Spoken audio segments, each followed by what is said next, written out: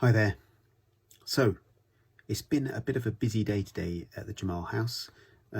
We've still got, so it's day 2 of homeschooling, and to be fair, my kids have been really good, and I've been able to crack on with a bit of work in my very busy and cluttered office.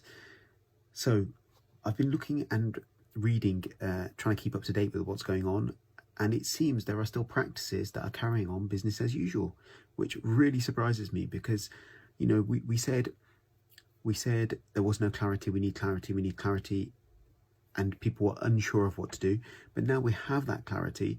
There are some practices, and I'm sure it's very few, but I've had a few calls of, associates saying, what should I do? They're telling me to come in and work.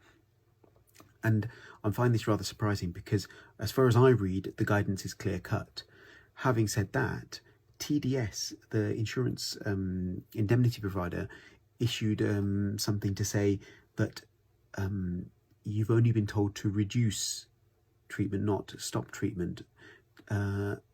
And so that was in relation to them offering a discount for their members, and I wasn't even going to ask them for a discount because, to be fair, the fee was fairly decent, fairly reasonable in the first place, and I'm not going to go there because even if I'm giving telephone advice, I still want to be covered, and in case I do need to go in and see a patient for whatever reason, or I'm providing antibiotics, I still want my cover to be in force so that I'm covered. So that was one thing. There are still some practices that are currently seeing patients and continuing treatment as normal.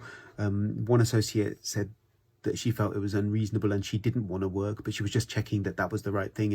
And I said, no, of course you've done the right thing. I would really be thinking of moving from that practice because to me, with the little information I have, that would seem to be a purely financial move.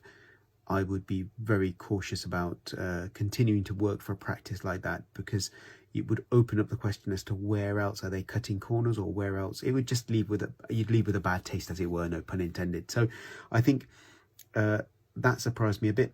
I've been cracking on with my book that I said I would write, and so that's been going fairly well. I'm doing a bit of reading as well. Again, one of my promises to myself to use this time effectively. And I think that the third thing is just keeping up to date with a bit of news and trying not to get too down about the general public's lack of understanding of social distancing and, some shops still being open. My wife and I went out to do a delivery to an old lady that couldn't buy her food, and we're part of a group that does some deliveries. We don't do the packaging and things, we just do the driving. And I was quite surprised in Acox Green, some of the shops were still open in Birmingham, and there was quite a bit of foot traffic. I was quite surprised. I guess when you're in work or you're employed, it's understandable that we have a fallback with this government scheme, that 80% of your wages are going to be covered. But I guess if you're in the gig economy or in the or off the books, as it were, in some businesses, that might be difficult to give up that work. And I understand that the pressures on people are different. I just think, though, as professionals owning businesses in the dental sector where we've had clear guidance, there should be no excuse for that. And no, I didn't see any dental practices open in my area, at least. So I hope everyone is well. I hope everyone is getting their businesses in order, and doing the financial planning that you need to do to effectively go to the bank and try and get this coronavirus business interruption loan scheme, the C-bills, paperwork in, and speak to your banks, see what's available to you, and hopefully you'll get some good answers.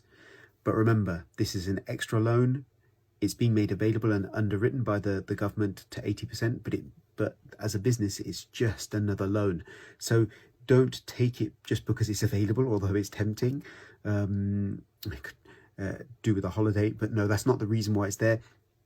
And I guess the banks, even though they're covered by 80%, will still ask some detailed questions about your cash flow going forward and how you're going to repay this when you get back into business. So I think they will look at 2 or 3 months before and look at how you are now and see how you've cut costs, how you've reduced your payments so that you can survive paying or losing the least amount.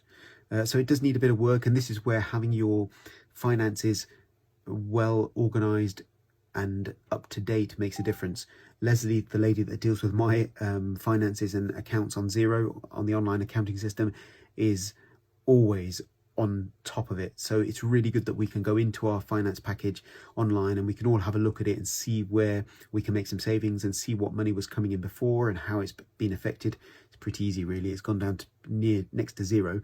But at least we can see where we can make some cuts, where we can remove things like the milk delivery from yesterday that I forgot, and things like that. So I think look through your finances, and I guess even if you're not a business owner, if you're an associate, I'm sure you're going through your direct debits and looking at where you can cut, and that does make sense. But just remember those things that you need, like your house insurance, your medical insurance. Obviously, I think it would be silly to cut those because you never know when you may need them.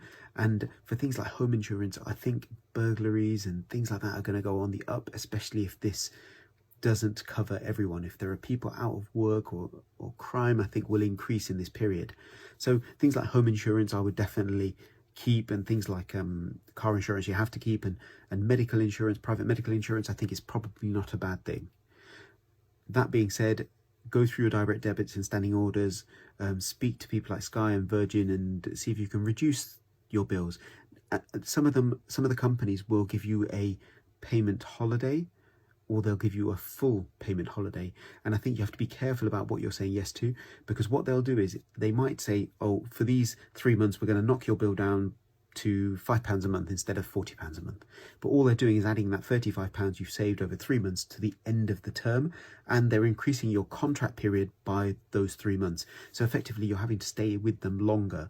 My advice would be, where at all possible, try and get a reduction on the payment as a full holiday or a zero fee, ideally, but you don't want to be adding to the length of your contract. I think that's probably enough for me. I've rambled a bit today. I'm hoping to come back to you tomorrow with something a bit more concrete and a bit more helpful. I don't know.